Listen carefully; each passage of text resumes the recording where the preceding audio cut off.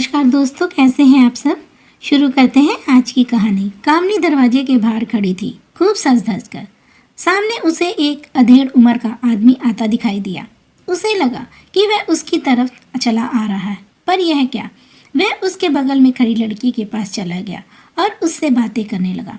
कामनी सोचने लगी, अब मेरी जवानी ढलने लगी है, शायद इसलिए लड़के तो दूर, अधेड़ उम्र के भी मेरे पास आने से कतराने लगे हैं। आज भी मैं कुछ नहीं कमा पाई, अब मैं दीदी को क्या जवाब दूंगी। यही हाल रहा तो एक दिन वह मुझे यहाँ से निकाल बाहर करेंगी। इसके बाद कामनी अपनी पुरानी यादों में खो गई। कामनी के माता पिता गरीब थे। उसकी माँ लोगों के बर्तन साफ कर घर का खर्च चलाती थी। माता पिता ने कामनी को अपना पेट काट कर पढ़ाना चाहा और उसे शहर के एक स्कूल में भर्ती किया। उनका सपना था कि कामनी पढ़ लिख कर समाज में नाम कमाए। एक दिन स्कूल से छुट्टी होने के बाद कामनी घर आने के लिए ऑटो रिक्शा का इंतजार करने लगी। तभी उसके सामने एक कार आकर रुकी। उस कार से एक अधेड़ आदमी बाहर आया। वह कामनी से बोला, बेटी यहाँ क्यों खड़ी हो? मुझे घर जाना है, मैं ऑटो रिक्शा का इंतजार कर रही हूँ। बेटी तुम्हारा घर कहाँ है? वह आदमी बोला, देवनगर। कामनी बोली, मुझे भी देवनगर जाना है, हमारे साथ कार में बैठ जाओ। उस आदमी की बात सुनकर कामनी उसकी कार में बैठ गई। कार में दो आदमी और बैठे थे। कार को दूसरी तरफ अनजानी जगह जाते देख कामनी हैरानी से बोली, अंकल आप कह रहे थे कि आपको देवनगर जाना है, पर आप तो। बेटी मुझे जरूरी काम याद आ गया, मैं किसी दोस्त से मिलने जा रहा हूँ, तुम्हें यह लोग तुम्हारे घर छोड़ देंगे। कामनी की बात पूरी होने से पहले ही वह आदमी बोला। कार आगे दौड़ने लगी। कार को दूसरी दिशा में जाते कामनी बोली, अंकल यह तो देवनगर जाने का रास्ता नहीं है, आप मुझे कहाँ ले जा रहे हैं? बेटी हम तुम्हें तुम्हारे घर छोड़ देंगे, उससे पहले हम तुमसे एक बात करना चाहते हैं। हम कोई गैर नहीं है, हम तुम्हारे और तुम्हारे माता पिता को अच्छी तरह से जानते हैं। एक दिन हमने तुम्हें अपनी सहेली से कहते सुना था कि तुम्हें हीरोइन बनना चाहती हो। तुम चाहो तो हम तुम्हें किसी फिल्म में हीरोइन का रोल दिला देंगे, तब दुनिया भर में तुम्हारा नाम होगा। तुम्हारे पास इतनी दौलत आई जाएगी कि तुम अपने माता पिता के सारे सपने पूरा कर सकोगी। हीरोइन बनने के बाद तुम अपने माता पिता से मिलने जाओगी तो सोचो कि वह कितने खुश होंगे। कुछ दिनों के बाद तुम्हें फिल्म में रोल मिल जाएगा, तब तक तुम्हें अपने माता पिता से दूर रहना होगा। कामनी की आंखों में हीरोइन बनने का सपना तैरने लगा। वह ख्वाब देखने लगी कि उसे बड़े बैनर की फिल्म मिल गई। पत्र पत्रिकाओं और टेलीविज़न के खबरी चैनलों पर उसके नाम की चर्चा हो रही है। समाज में उसके माता पिता की इज्जत बढ़ गई। उसके पुराने मकान की जगह अब आलीशान कोठी है। सब उसी में रह रहे हैं। बेटी क्या सोच रही हो? उस आदमी के सवाल ने कामनी का ध्यान भंग किया। अंकल मैं फिल्म में हीरोइन बनने को तैयार हूँ, कामनी ने कहा। 2-3 घंटे के सफ़र के बाद वह कार शहर से कुछ एक इलाके पहुंच गई। कामनी को इस जगह के बारे में पता नहीं था। कार से उतरकर वह दोनों आदमी कामनी को लेकर एक कमरे में गए। दरवाजे को खटखटा करने पर एक मोटी औरत बाहर आई। वह आसपास खड़ी लड़कियां उसे दीदी कहकर पुकार रही थी। उन आदमियों को देखकर वह औरत बोली, ले आए तुम एक नई को। बेटी तुम्हें कुछ दिन यहीं रहना है, उसके बाद हम तुम्हें फिल्म बनाने वाले के पास ले चलेंगे, एक आदमी ने कहा, और वह दोनों वहां से चले गए। दीदी ने कामनी के रहने का इंतजाम एक अलग कमरे में कर दिया। वहां इंटरव्यू लेने का दिखावा करते हुए वह कामनी से कुछ सवाल पूछने लगे। इसी बीच एक आदमी शरबत के 2 ग्लास लेकर वहां आया।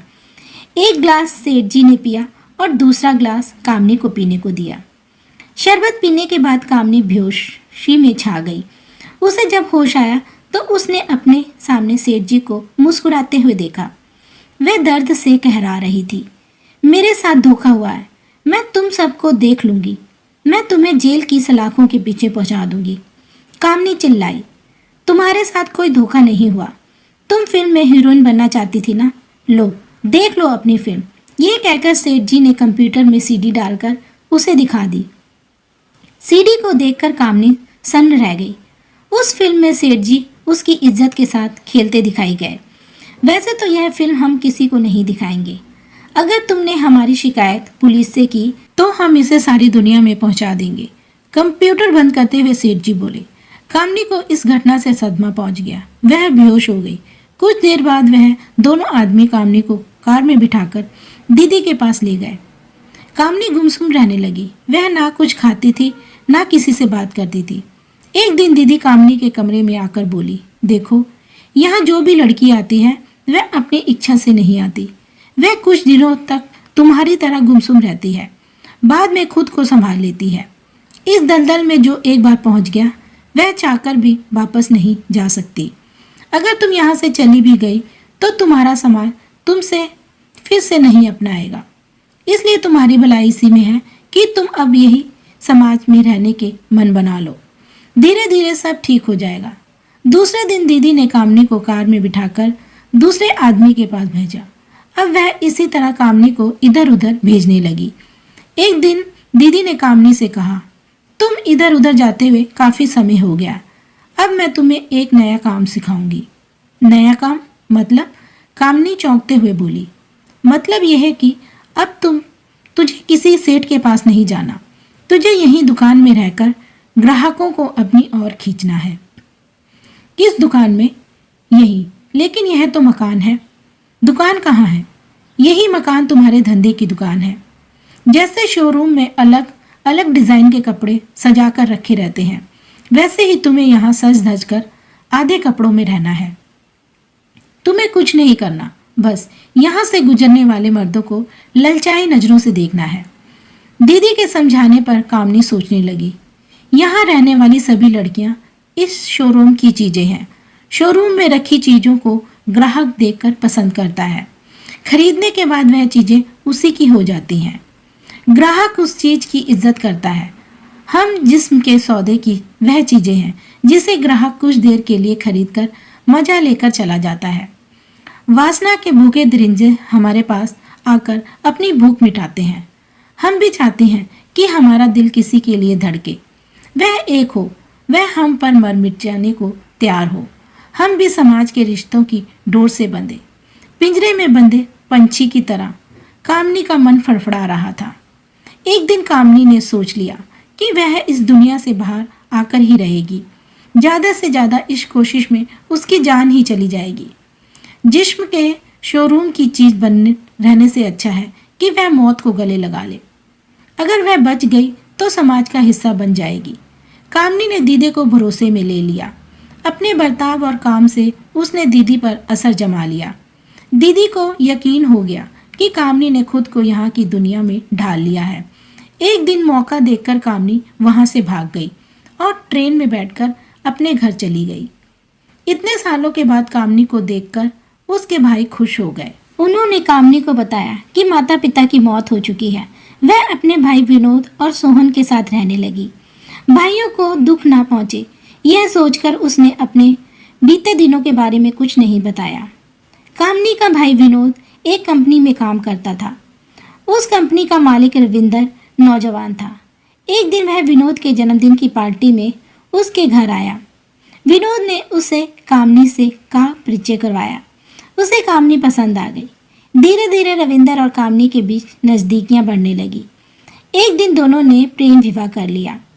रविंदर और कामनी एक दूसरे को बहुत प्यार करते थे। शादी के बाद कामनी रविंदर के साथ शहर में किराए के मकान में रहने लगी। एक दिन रविंदर की कंपनी में बैठक चल रही थी। रविंदर को याद आया कि उसकी जरूरी फाइल तो घर पर ही रह गई। रविंदर ने सुपरवाइजर प्रदीप को वह फाइल लेने अपने घर भेजा।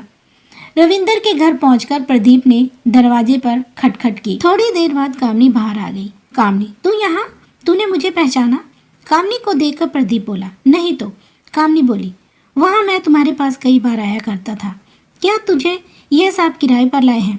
प्रदीप की बात सुनकर कामनी चुप रही। प्रदीप कामनी को बाहों में भरने लगा, उसे चूमने की कोशिश करने लगा। परे हट जाओ मेरे सामने से, कामनी चिल्लाई। जानम, मैंने तो पहले भी तुम्हें कई बार प्यार किया है। आज यहाँ तू और मैं ही तो हैं। मेरी इच्छा पूरी नहीं करोगी? नहीं, तुझे मुझसे तमीज़ से बात करनी चाहिए। मैं तुम्हारे साहब की बीबी हूँ, कामनी चिल्लाई। तमीज़ से? प्रदीप हंसकर बोला। मैं साहब को तुम्हारे बारे में सब कुछ बता दूंगा। प्रदीप बोला। नहीं, तुम ऐसा नहीं करोगे।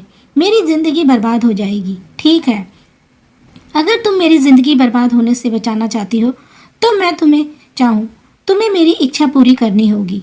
तुम्हें यह काम आज और अभी से करना होगा। जिस दिन तुमने मेरा कहा नहीं माना, मैं तुम्हारी कहानी साहब को बता दूंगा। जाते जाते प्रदीप कामनी से बोला। अब प्रदीप रविंदर की गैर हाजिरी में समय समय पर कामनी से मिलने आने लगा।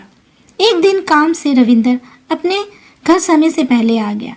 उसने प्रदीप और कामनी को एक साथ देख लिया। उसने प्रदीप और कामनी को बुरी तरह डांटा।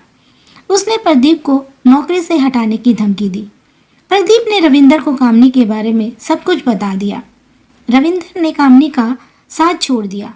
कामनी के बारे में जब उसके भाइयों को पता चला तो उन्होंने भी उसका अपने साथ रखने से मना कर दिया। कामनी के पास फिर उसी दुनिया में लौटने के सिवा कोई और रास्ता नहीं रह गया था। कामनी आज भी कुछ कमाया है या नहीं? दीदी की बात सुनकर कामनी यादों से बाहर आ गई। कहानी कैसी लगी हमें कमेंट में लिखकर बताएं। वीडियो को लाइक और चैनल को सब्सक्राइब करें। थैंक यू, धन्यवाद।